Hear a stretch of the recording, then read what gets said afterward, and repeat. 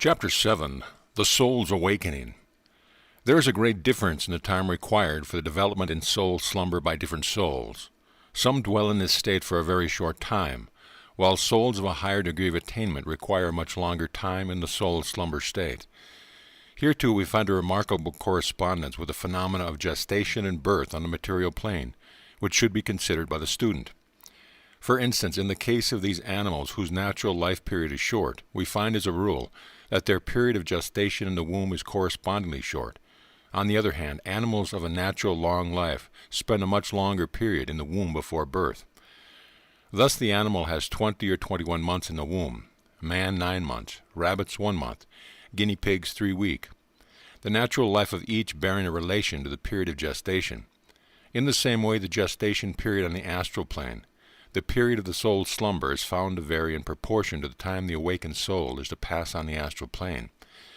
An apparent exception to this rule is found in the case of persons of highly advanced spiritual power and knowledge, in which the soul is able, by its knowledge and power, to largely control the natural processes instead of being under their general control.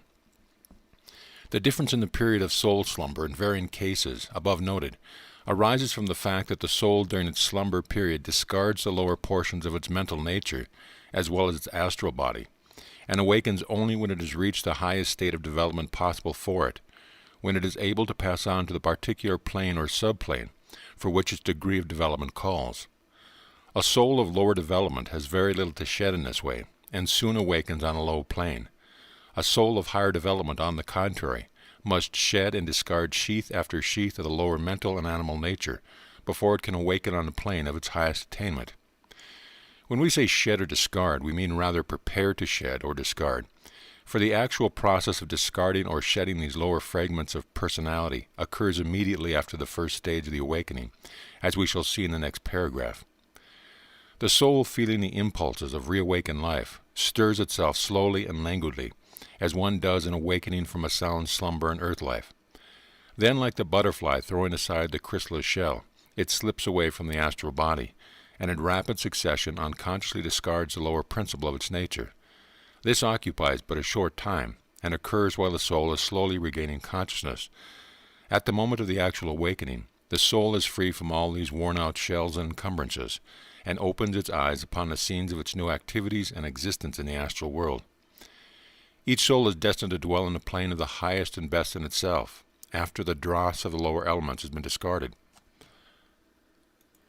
It awakens on the plane in which the highest and best in itself is given a chance to develop and expand. The soul may, and often does, make great progress on the astral plane, and during its stay there may discard more of its lower nature as it passes to higher and still higher planes of subplanes. It is a beautiful fact, this of the soul dwelling on the plane of its highest and best.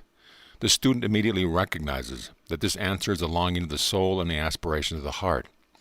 There is often something within individuals which is much higher and better than their everyday life and actions would seem to indicate.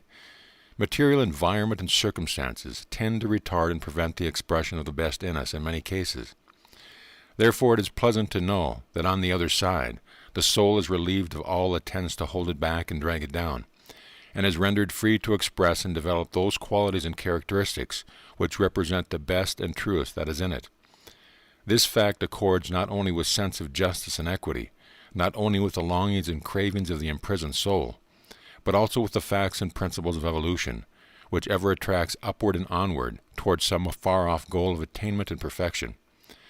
If passing on the plane of its future activities, the soul has discarded its astral body, that strange counterpart of the physical body is discarded still further back. Henceforth the soul does not wear the form and shape of the human being, but is something of a far higher order of being to which the terms shape and form do not apply. Our physical bodies and their astral counterparts are the result of physical evolution and are but the bodies of developed animals. The soul in the higher planes has no needs of arms and legs, hands and feet. It dwells where these instruments of the lower form of expression are not needed. It is being transcending the limitation of physical life. The discarded mental principles soon are resolved into their original elements, but the discarded astral body becomes what is known as an astral shell, and forsaken by its former occupant it sinks, by what may be called astral gravitation, to the lowest planes of the astral, there to slowly disintegrate. The lower planes of the astral are filled with these discarded astral shells, floating about in the astral atmosphere. They are not pleasant things to see, and happily the soul on the other side does not witness them, for it dwells on a plane far above their region.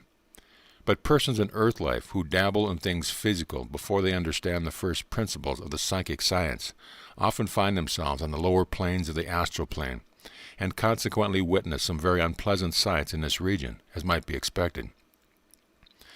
The plane upon which the soul awakens is not a place, you remember, but a state or condition of existence, a degree in the scale of the vibratory energy of the spiritual world. As we have said, each soul awakens on the plane representing its highest and best, upon which plane it dwells during its stay on the astral plane, excepting where it develops itself and moves on to a still higher plane, or when, as alas, sometimes happens, it longs for the flesh pots of Egypt and is attracted by memories of lower principles and descends to a lower plane where it finds more congenial company and surroundings. There is naturally a great difference between the various planes and subplanes of the astral plane. Some are very little removed from the low scenes of earth life, while others express the highest conceptions of the human soul, and each attracts to itself those who are fitted to dwell in its region. Those who are best and highest correspond with the new environment. But the highest and best of the soul of low development is but very little above the everyday thought and actions of the same soul in the body. Persons of low spiritual development must needs go through many periods of purification and development before they can escape the lure and attraction of the material world.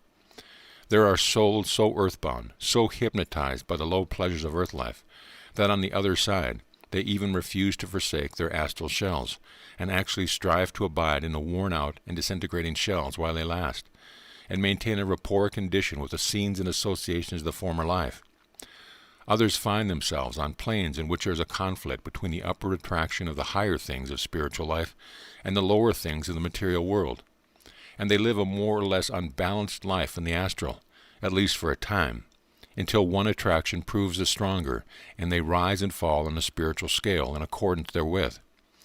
Others still find themselves on a plane in which there is but little or no attraction from the material world, and to them the astral life is lived out in advancement, development, and a fuller expression of the highest and best within them. The awakening of the soul is akin to a new birth, an entrance into a new world of experience. The soul manifests no fear of its new surrounding, but is full of activity in the direction of expression and manifestation of its new power. There is much to occupy the soul, as we shall see as we proceed. It is not lonely or lonesome, for it has the companionship of those in harmony and sympathy with itself, and is free from the inharmony and friction of association with those of different natures. It finds opportunity for the fullest expression of its activities and desires, and particularly on the higher plane, finds life much happier than on a material plane. Only the souls of the lowest development, those poor earthbound creatures, are unhappy, for they are removed from the only thing which gives them pleasure, the things on earth, and even in their cases there is at least something like happiness at times. After the soul slumber, the soul awakens into life, not into a region of death. Like the butterfly, it spreads its wings and enjoys its new state of existence, and does not mourn the loss of the chrysalis form of life. In the succeeding chapters, you will see the nature and incidents of this new life in further details. End of chapter.